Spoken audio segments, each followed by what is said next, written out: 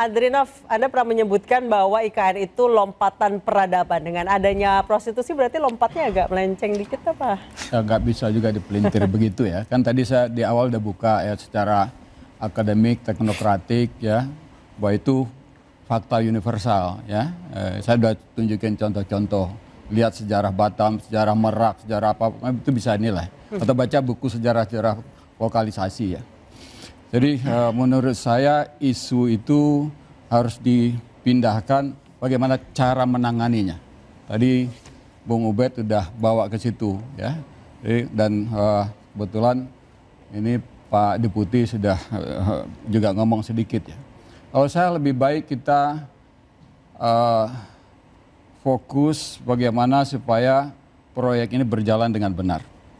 Malah menurut saya ini sudah di jalan yang benar dibanding dengan yang tergesa-gesa sebelumnya. Ya, ini udah benar karena secara bertahap ya, kemudian nggak diburu-buru ya, sehingga kualitas lebih terjaga sesuai dengan situasi keanggaran dan sebagainya. Ya, dan juga terminologi atau diksi-diksi ini akan mangkrak jadi kota hantu itu harusnya berakhir. Ya, nah saya ini kesempatan bagus. Kita ini memang ada di era media sosial, ya. Media sosial ini udah mengalahkan pendekatan teknokratik. Yang ada sekarang adalah kebijakan mikrofon dan kritik mikrofon, ya. Bukan yang teknokratik yang muncul. Maka menurut saya kalau kita ingin menilai sesuatu, kumpulkan fakta yang valid, bangun cocokkan dengan logika, gitu. Nah di situ kita bisa jadi bangsa yang sehat. Nah, kalau yang kita besarkan adalah gosip, rumor gitu ya, lalu berdasarkan itu kita mengambil kesimpulan, menuduh, kita nggak akan pernah menjadi bangsa yang sehat. Ya, pemerintah pasti ada kelemahan. Ya, saya ya akan sampaikan apa adanya, yang benar-benar, yang harus dikoreksi itu harus dikoreksi begitu. Gitu juga saya mengajak ke semua teman-teman, baik itu pengamat, komentator, peneliti, mari, ya.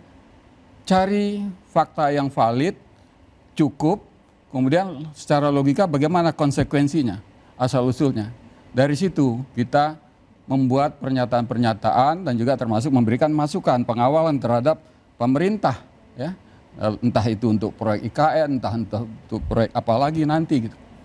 Saya rasa kalau kita lihat kepada dokumen sejarahnya, nanti saya mau bagi ke teman-teman yang dua ini, buku 9 alasan memindahkan ibu kota dan 8 harapan. Nanti saya akan kasih, kalau Mbak Anissa mau nanti saya kasih itu. Jadi arahkanlah ini ke perjuangan teknokratik. Ya.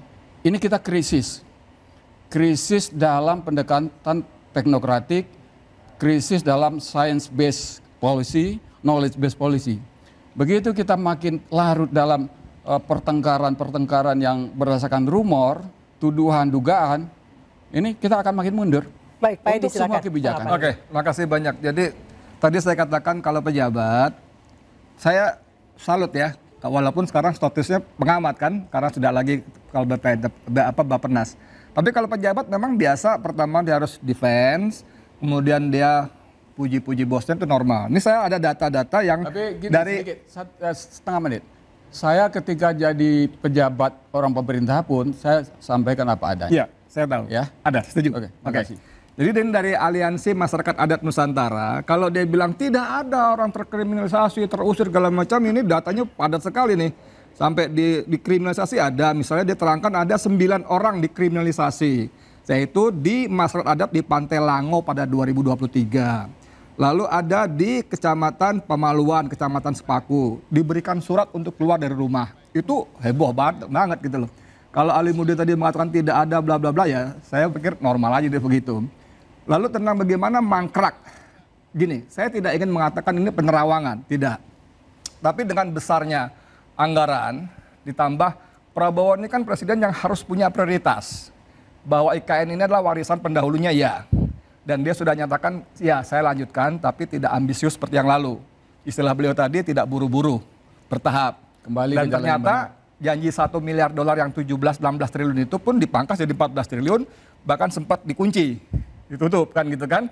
Nah sekarang bagaimana? Kita lihat di depan, Prabowo harus menyediakan uang untuk makan bergizi gratis, ratusan triliun. Untuk koperasi merah putih, desa, 80.000 desa dengan 5 miliar, 400 triliun. Belum lagi ada Komcat dan sebagainya, itu dana-dana yang luar biasa. Dengan kondisi APBN yang sangat terbatas, dia harus ambil prioritas. Dan itu mau nggak mau menurut saya, kalaupun teman-teman khususnya nih pendukung Jokowi mengatakan tidak mangkrak, seperti kamu tadi bilang, mungkin agak melambat. Karena faktor-faktor semacam tadi. Jadi kalau bilang ini hanya hoax segala macam, baik, langsung ke Pak Alimudin. Pak Alimudin silakan langsung dijawab. Ya, ya saya sependapat dengan Pak Adrinov ya. Ini lebih tertata gitu ya. Tapi saya ingin katakan lagi Pak Edi, Bapak kan sangat terkenal sebagai pengamat. Tapi saya mau kritisi, Pantai Lango itu bukan IKN Pak. Jadi juga hati-hati juga, nanti orang Pantai Lango marah sama Bapak. Dibilang dikriminalisasi. Itu bukan IKN itu. Jadi saya baca data aja. Ya Bapak, makanya saya jelasin bahwa data Aliansi itu Masyarakat Adat Nusantara.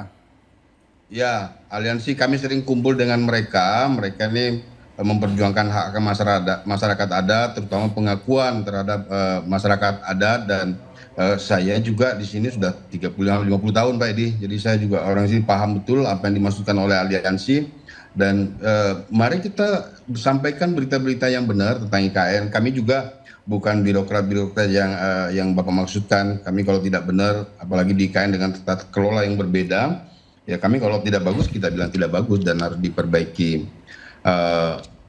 Barangkali Mbak itu saya dengan Pak Andrinov tadi sudah terwakili menyampaikan hal-hal yang demikian gitu ya. Pak Alimudin, Pak Alimudin mungkin harus mengundang Pak Edi untuk melihat ke sana. Dia belum pernah ke sana tuh. Saya jemput di bandara Pak Edi, lewat jalan. Ya ayo, diundang lah. Biar jadi seeing is believing gitu. Iya, saya undang Bapak Aman Pak, saya jemput di bandara, kita keliling-keliling, nginap di apartemen saya Pak, tempat ASN bertempat tinggal. Luasannya 98 meter persegi. Siap, insya Allah. Pak Ubed juga diajak Pak Alimudin, Pak Ubed juga. Iya Pak Ubed, saya kebetulan butuh sosiolog untuk memberikan suntikan-suntikan pemikiran. Jadi narasumber lah di sana. Itulah sebabnya kita perlu juga memahami apa yang dimaksud dengan terusir itu dalam teknologi sosiologi, termasuk juga dalam teknologi antropologi. Dalam studi-studi budaya dan lain-lain itu memang ketercerabutan itu bukan dalam makna sekedar dia pindah dari satu wilayah ke wilayah lain kan, tetapi juga ketercerabutan pada budaya, ketercerabutan pada sejarah. Jadi Anda menilai IKN merusak budaya lokal gitu? Dari ada yang tercerabut dan itu harus diakui oleh pemerintah bahwa memang ada akar budaya yang tercerabut. Bahwa dulu ada orang-orang di situ yang bergantung dengan alam, bergantung dengan sungai, bergantung dengan kebun. Mereka sudah tidak lagi di situ. Itu fakta empirik yang tercerabut. Jadi narasinya tidak resisten begitu maksud saya. Tapi bagaimana kemudian melihat perkara ini secara objektif, diakui, tapi kemudian pemerintah melakukan apa gitu. Jadi penjelasan yang lebih objektif akan dipahami. Nah kemudian tadi Pak Andrinov mengingatkan bahwa seluruh pembangunan itu memang harus based on science ya.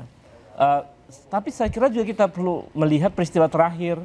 Bulan Maret lalu misalnya ada banjir di Plaza Yudikatif dan Pengadilan misalnya. Itu kenapa itu terjadi? Mungkin terminologi baru apa yang disebut dengan ekosipasi dalam pembangunan, atau mungkin disebut dalam teori politik disebut ekodemokrasi. Itu juga perlu menjadi pertimbangan karena dampaknya ternyata juga luar biasa soal banjir nih Pak Alimudin. Nah itu perlu penjelasan dan perlu antisipasi karena dampaknya bukannya dampak pada alam tapi dampak sosiologisnya pada masyarakat. Jadi karena air yang ada di ikan larinya kemana gitu, itu kena masyarakat di mana dan seterusnya, itu kan perlu ada penjelasan karena itu fakta yang tidak bisa dibantah gitu. Baik, terima kasih para narasumber atas diskusi hari ini. Pemirsa, mega proyek Ibu Kota Nusantara tidak pernah lepas dari tanda tanya. Sudah diresmikan, mau tidak mau harus diselesaikan. Akankah IKN jadi simbol masa depan atau hanya nantinya jadi candi seperti yang terjadi di Hambalang? Saya Ansyah Dasuki, sampai jumpa.